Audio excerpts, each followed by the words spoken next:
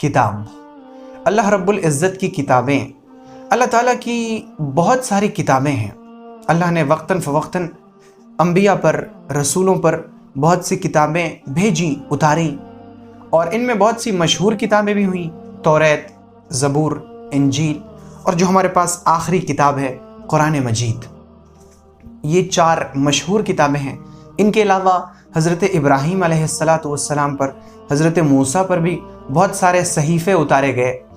तो अल्लाह की इन किताबों पर ईमान लाना हमारे लिए, हम पर फ़र्ज़ है कि हम अल्लाह की तमाम किताबों पर ईमान लाएं, कि अल्लाह ताला ने जितनी किताबें उतारी हैं हम सब पर ईमान लाते हैं। अल्लाह ने उन किताबों में जो कुछ लिखा, हमारा सब पर ईमान है कि वो सब अल्लाह की बातें थीं, वो सब हक़ थीं। आज के इस मौजूदा वक्त में बहुत सारी किताबें दुनिया की बहुत सारी लाइब्रेरीज़ में मौजूद हैं। तौरात के सहीफ़े भी हैं, इंजील भी है, ज़बूर भी है, और बहुत सारे सहीफ़े भी हैं कि जो अंबिया किराम की तरफ मंसूब हैं कि ये हज़रत इब्राहीम के सहीफ़े हैं, ये हज़रत इस्माइल के सहीफ़े हैं। आज जो किताबें इस दुनिया में मौजूद हैं, कुरान पाक के सिवा, कुरान के अलावा जो किताबें दुनिया में मौजूद हैं, इनमें बहुत ज़्यादा तहरीफ़ की जा चुकी है। उन लोगों ने अपने दुनियावी मकसद को हासिल करने के लिए अल्लाह की किताबों में बहुत ज़्यादा तहरीफ़ की, और चूँकि अल्लाह ताला ने ऐसा कोई वादा नहीं किया था कि हम तौरात को या ज़बूर को या इंजील को महफूज कर रहे हैं, इसमें किसी तरह का रद्द बदल नहीं हो सकता, ऐसा अल्लाह का कोई वादा नहीं था। इसी वजह से यहूदियों ने और ईसाइयों ने अपनी अपनी किताबों में मनमानी तहरीफ़ें की, तावीलें की। उन्हें जहाँ अपने मतलब की चीज़ें नज़र आईं उनको तो सामने रखा, जहाँ अपने मतलब के ख़िलाफ़ चीज़ें नज़र आईं उसको बदल दिया। तो इस वक्त दुनिया के अंदर जो किताबें मौजूद हैं वो सब की सब तहरीफ़ शुदा हैं, यानी उनमें तब्दीलियाँ की जा चुकी हैं। इस मौजूदा किताबों के इन सहीफ़ों पर ईमान लाना फ़र्ज़ नहीं है। फ़र्ज़ ये है कि हम सिर्फ़ ये ईमान लाएं कि अल्लाह की जो किताबें कुरान पाक से पहले उतारी गईं और जो उस वक्त अल्लाह की तरफ से उतारी गईं नबियों पर, हम उन पर ईमान लाते हैं कि वो सब किताबें और उनमें लिखी तमाम बातें हक़ हैं।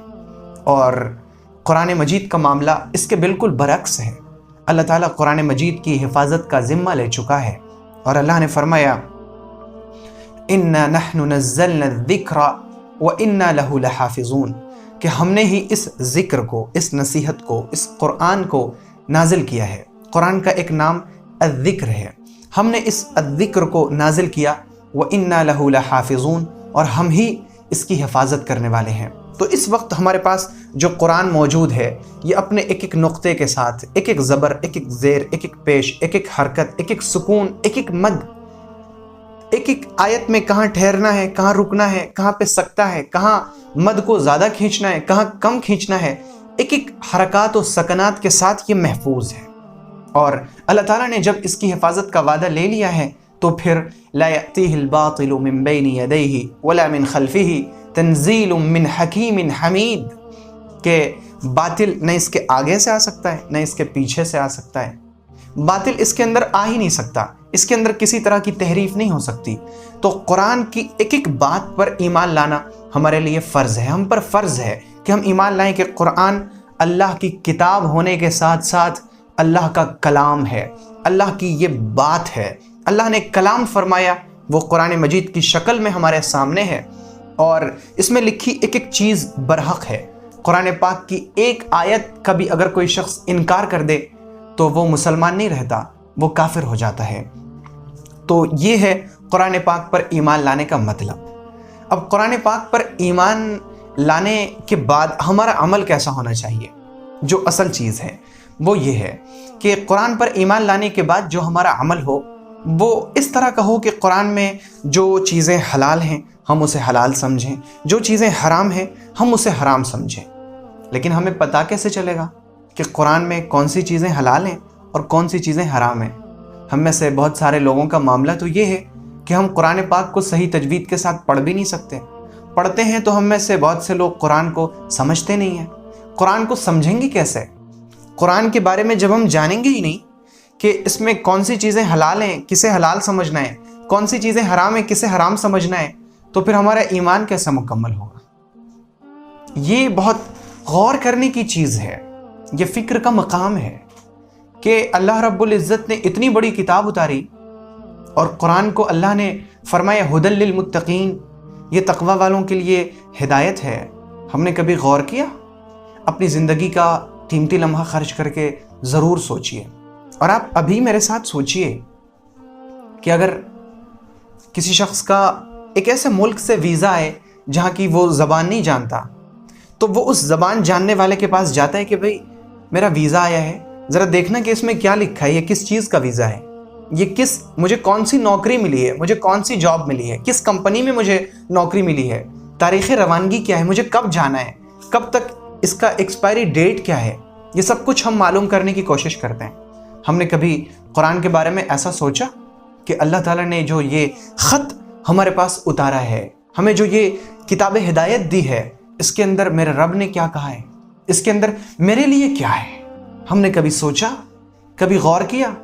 قرآن پاک اس لیے نہیں آیا کہ اسے صرف طاقوں پر الماریوں میں سجایا جائے، قرآن اس لیے نہیں آیا کہ اس سے فال نکالا جائے، قرآن اس لیے نہیں آیا کہ اس سے تعویذ لکھے جائیں، قرآن اس لیے نہیں آیا کہ بیٹیوں کو جہیز میں دیا جائے، قرآن اس لیے نہیں آیا کہ اس سے صرف برکت حاصل کی جائے۔ قرآن ھدی للمتقین، ہدایت ہے، قرآن نور ہے، قرآن روشنی ہے، قرآن شفا ہے۔ کن کے لیے؟ اللہ تعالیٰ خود فرماتا ہے افلا یتدبرون القرآن ام علی قلوب اقفالها، یہ قرآن میں غور کیوں نہیں کرتے؟ کیا ان کے دلوں پر تالے ہیں لگے ہوئے؟ یعنی وہ لوگ جو قرآن میں غور نہیں کرتے، اللہ خود فرماتے ہیں کہ ان کے دلوں پر تالے ہیں لگے ہوئے۔ تو قرآن پر ایمان لانا تبھی مکمل ہوگا جب ہم قرآن میں موجود حلال چیزوں کو حلال جانیں گے اور اس میں موجود حرام چیزوں کو حرام جانیں گے۔ اور یہ ہوگا کیسے؟ یہ ہوگا ایسے کہ ہم قرآن کو سیکھنے والے ہو جائیں۔